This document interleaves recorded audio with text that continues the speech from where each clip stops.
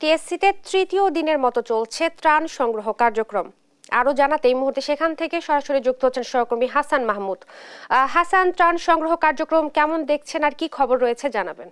ঈশ্বর, আপনাকে ধন্যবাদ। আপনি যেমনটা বলছিলেন যে আজকে তৃতীয় দিনের মতো গণত্রাণ কার্যক্রম সেটি কিন্তু শুরু হয়েছে। আমরা দেখতে পাচ্ছি ঢাকা বিশ্ববিদ্যালয়ের সেখানে কিন্তু শিক্ষার্থীরা ত্রাণ কার্যক্রমের যে প্রধান কার্যক্রমগুলো শুরু করেছে এবং যা আমরা দেখতে পাচ্ছি বিভিন্ন জায়গা থেকে কিন্তু সাধারণ মানুষ বিভিন্ন সামগ্রী কিন্তু নিয়ে আসছে এবং আমরা দেখতে পাচ্ছি যে সেখানে পানি, কাপড় থেকে শুরু করে শুকনো খাবার এবং যেসব স্যানিটারি ন্যাপকিন সেগুলো কিন্তু প্রচুর পরিমাণে আমরা দেখতে পাচ্ছি এবং সাধারণ মানুষ কিন্তু সেগুলো ইতিমধ্যে শুরু করেছে। আমরা গতকালকে দেখেছিলাম যে বিকেল থেকে কিন্তু অসংখ্য মানুষ কিন্তু এই ত্রাণ কার্যক্রমে অংশ নিয়েছেন এবং তারা কিন্তু যে যার মতো পেরেছিস তারা কিন্তু সবাই কিন্তু অংশগ্রহণ করেছে। আমরা দেখতে পাচ্ছি টিএসসির যে কয়েকটি হল রুম রয়েছে এবং বারান্দাগুলো রয়েছে সেখানে কিন্তু পানি, কাপড়, সব অন্যান্য খাদ্য সামগ্রী সেগুলো কিন্তু অনেকটাই পরিপূর্ণ হয়েছে এবং আমরা দেখতে পাচ্ছি ঢাকা বিশ্ববিদ্যালয়ের শিক্ষার্থী সহ আশেপাশের বিভিন্ন বিশ্ববিদ্যালয়ের শিক্ষার্থীরা তারা কিন্তু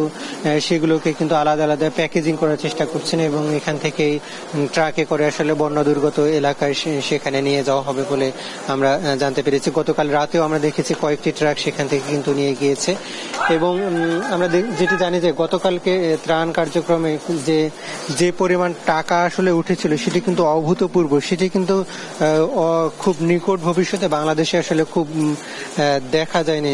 সেটি গতকালকে আমরা শুনেছি যে বৈষম্য বিরোধী ছাত্র আন্দোলনের সমন্বয়কদের পক্ষ থেকে যেটি বলা হয়েছিল যে 1,26,00,000 টাকা আসলে গতকালকে তারা এই টিএসসিতে সংগ্রহ করতে পেরেছেন এবং সাধারণ সেখানে দেখেছি যে বিভিন্ন বয়সের মানুষ, নানা পেশার মানুষ তারা কিন্তু এখানে এসেছে এবং বন্যার্ত যেসব মানুষ রয়েছে তাদেরকে আসলে সর্বোচ্চ সহযোগিতা করতে এবং এই যে একটা দুর্যোগপূর্ণ অবস্থায় সেই দুর্যোগপূর্ণ অবস্থা থেকে সাধারণ মানুষকে মুক্তি দিতে আসলে তারা সর্বোচ্চ চেষ্টা করছে। তাদের পাশে দাঁড়ানোর জন্য যে চেষ্টা সেটি কিন্তু আমরা দেখতে পাচ্ছি। এই বাংলাদেশ কিন্তু আসলে নিকট ভবিষ্যতে দেখতে পায়নি বলে আসলে সাধারণ মানুষ যারা এসেছেন তারা বলছেন যে খুব কম সময় আসলে এরকম সাধারণ মানুষের জন্য ঝাঁপিয়ে পড়ার যে দৃশ্য সেটি কিন্তু আমরা টিএসসিতে না আসলে কিন্তু বুঝতে পারি না। আমরা গতকালকে বিকেলে দেখেছিলাম যেখানে শত শত হাজার হাজার মানুষ কিন্তু এসেছিল। তো এখন পর্যন্ত সকালে কিছুটা ধীরগতি শুরু হলেও কিন্তু আমরা দেখতে পাচ্ছি সেখানে কিন্তু মানুষ ত্রাণ নিয়ে আসছেন এবং সেগুলো কিন্তু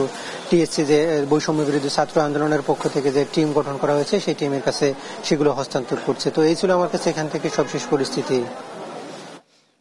আপনাকে ধন্যবাদ। টিএসসি থেকে ত্রাণ সংগ্রহ কার্যক্রম নিয়ে বলছিলেন সহকর্মী হাসান মাহমুদ।